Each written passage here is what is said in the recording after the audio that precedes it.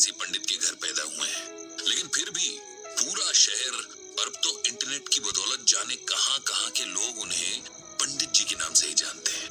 उनका असल नाम तो ब्रजभूषण है।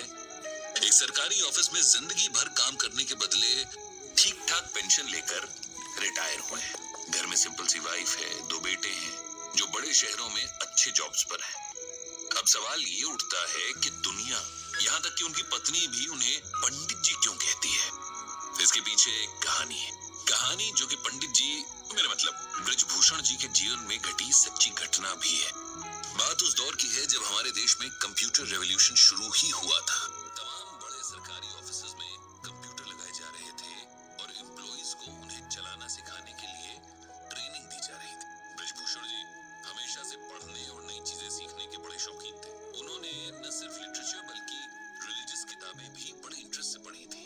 बल्कि उनकी पत्नी के शब्दों में कहे तो रामायण और गीता तो वो घोट कर भी गए थे।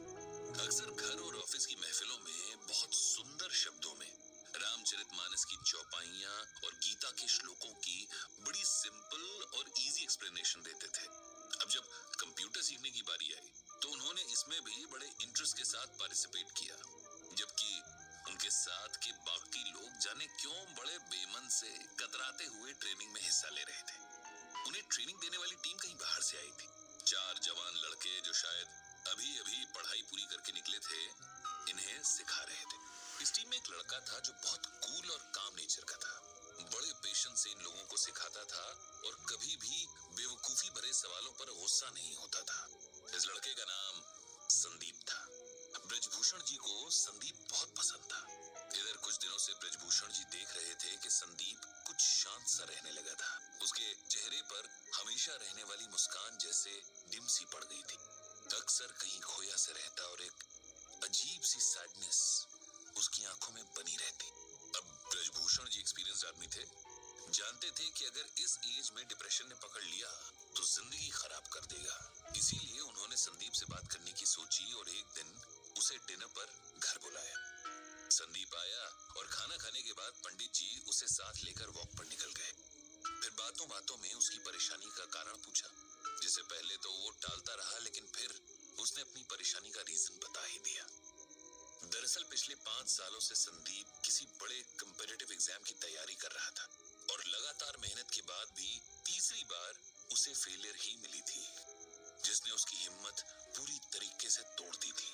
उसे लगने लगा था कि उसकी जिंदगी के 5 साल बस यूं ही वेस्ट हो गए और अब उसका कोई फ्यूचर नहीं होगा। इतनी मेहनत के बाद मिले फेलियर ने उसे चौथे और आखिरी मौके के लिए भी मायूस कर दिया था।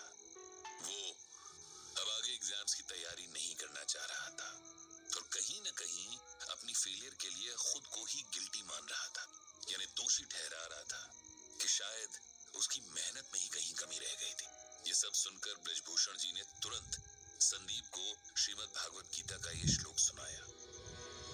कर्मण्येवाधिकारस्ते मा फलेषु कदाचन मा कर्म फल हेतुर्भुर्मा ते संगोस्त्व कर्मणि। जानते हो संदीप, इसका मतलब क्या है, मीनिंग क्या है? ये श्लोक भगवत गीता के दूसरे चैप्टर का 47वां श्लोक है।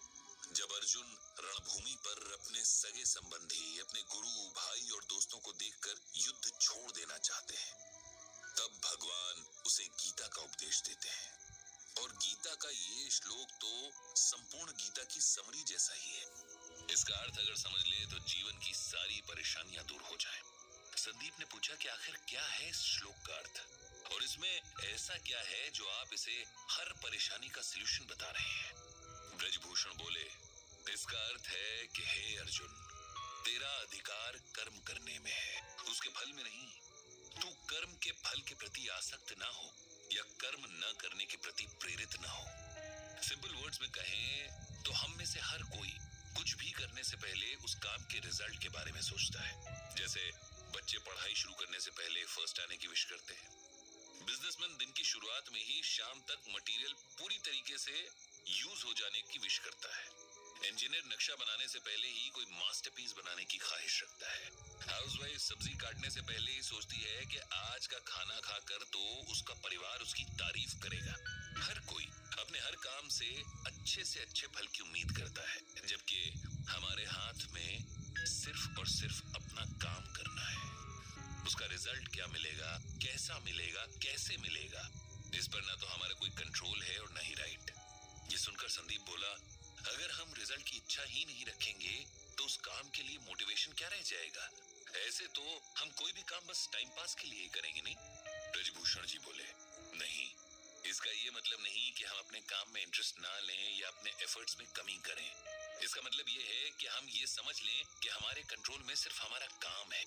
उदाहरण के लिए, एक बच्चे का काम पूरे साल भर अच्छे से पढ़ाई करना है, लेकिन परीक्षा का रिजल्ट और भी कई बातों पर डिपेंड करता है, जैसे कई बार कॉपी चेक करने वाले के मूड पर भी।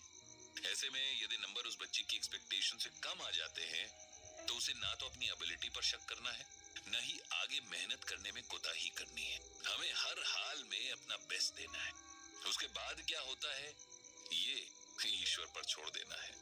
किसान जब खेत में बीज बोता है, रात रात जागकर फसल को पानी देता है, तब वो अपना काम कर रहा है। लेकिन अगर सूखा पड़ जाए या उसकी फसल को कोई बीमारी लग जाए, तब किसान को अपने आप को इसकी वजह नहीं समझना चाहिए, क्योंकि ये बात उसके कंट्रोल में नहीं थी। जीवन में बहुत कुछ ऐसा है जिस पर हमारा कोई वश नहीं है, लेकिन खुद पर और अपने कर्म पर हमारा पूरा वश है। इसीलिए उसमें कमी नहीं रहनी चाहिए। जब हम इस बात को समझ लेंगे तो जीवन की छोटी बड़ी बातों में हौसला नहीं हारेंगे, खुद पर विश्वास रखेंगे और हमेशा अपना सर्वश्रेष्ठ देने के लिए तैयार रहेंगे। ब्रजभूषण जी की बातों ने संदीप पर जादू जैसा असर किया। उसने मन ही मन एक बार फिर पूरा जोर लगाकर परीक्षा की तैयारी करने का फैसला कर लिया था। कुछ दिन बाद जब ब्रजभूषण जी के ऑफिस में कंप्यूटर ट्रेनिंग पूरी हुई और सिखाने वाली टीम को विदा किया जा रहा था, तब संदीप ने सबको इकट्ठा किया और कहा, हम सबको हमेशा कुछ न कुछ सीखने के लिए तैयार रहना चाहिए। टीचर कहीं भी किसी भी रूप में मिल सकते हैं और हो सकता है कोई ऐसा टीचर मिल जाए जो लाइफ के लिए आपका एटीट्यूड ही बदल दे। मुझे भी यहाँ एक गुरु मिले जिन्हें जीवन का बहुत एक्सपीरियंस है और इस अनुभव को बांटना भी आता है। ये गुरु हैं ब्रजभूषण जी, जिन्हें मैं आज से पंडित जी कहकर पुकारूंगा, क्योंकि पंडित का अर्थ होता है। साथ ही गुरु दक्षिणा में मैंने उनके लिए एक ब्लॉग तैयार किया है जिसका नाम रखा है गीता ज्ञान। इस ब्लॉग से पंडित जी गीता के जरिए लोगों को उनकी परेशानियों में राह दिखा सकते हैं, उन्हें उम्मीद देकर नए ढंग से जीना सिखा सकते हैं। इस तरह उस दिन से ब्रजभूषण जी का नाम पंडित जी पड़ गया और उनका गीता ज्ञान ब्लॉग एक जरिया बन गया जहां लोग अपनी परेशानियां पंडित जी को लिखकर गीता के जरिए उनका सलूशन पा सकते थे।